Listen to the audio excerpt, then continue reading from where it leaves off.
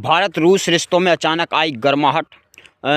Semaglutide दवा पर बड़ा कोर्ट फैसला और भारत में पहली बार हुआ high speed fighter pilot ejection test. तीनों मिलकर एक नई कहानी लिख रहे हैं। यह सिर्फ खबरें नहीं बल्कि भारत की बदलती वैश्विक स्थिति का सबूत है।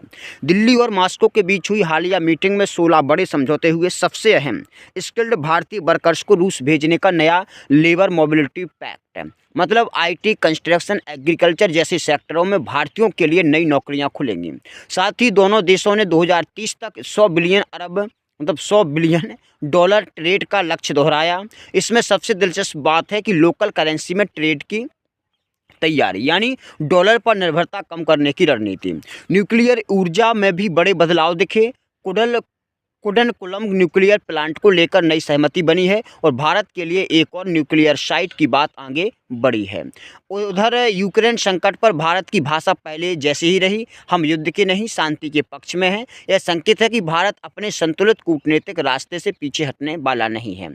तो दिल्ली हाईकोर्ट ने हाल ही में एक मुश्किल केस में बड़ा निर्णय दिया। सेमाग्लुटाइड यानी वही दवा जो मोटापे और डायबिटीज के इलाज में दुनिया भर में चर्चा में है, उस पर मूल कंपनी ने भारत में पेटेंट उल्लंघन का आरोप लगाया था। लेकिन कोर्ट ने कहा कि इस दवा के दावे नवीनता की कसौटी पर पूरे नहीं उतरते। मतलब भारत में इसकी जेनेरिक दवा बनने का रास्ता साफ है। यह जो फैसला है भारतीय फार्मा इंडस्ट्री के लिए बड़ा बढ़ावा है। मरीजों के लिए दवाओं को सस्ता और उपलब्ध रखेगा। तो देश में पहली बार डीआरडीओ ने हाई स्पीड रॉकेट स्लेट पर फाइटर पायलट इंजेक्शन सिस्टम का सफल परीक्षण किया। यह तकनीक है जो युद्ध या आपातकाल में पायलट की जान बचाती है। तो पहले ऐसे टेस्ट विदेशों में करवाने पड़ते थे, लेकिन अब यह क्षमता पूरी तरह भारतीय हो चुकी है। यह आत्मनिर्भर रक्षा निर्माण की दिशा में एक मजबूत कदम है। 3 घटनाएं, 3 संदेश। भारत की कूटनीति मजबूत हो रही है, वैज्ञानिक क्षमता तेजी से बढ़ रही है और वैश्विक दवा बाजार में भारत की पकड़ और मजबूत हो गई है।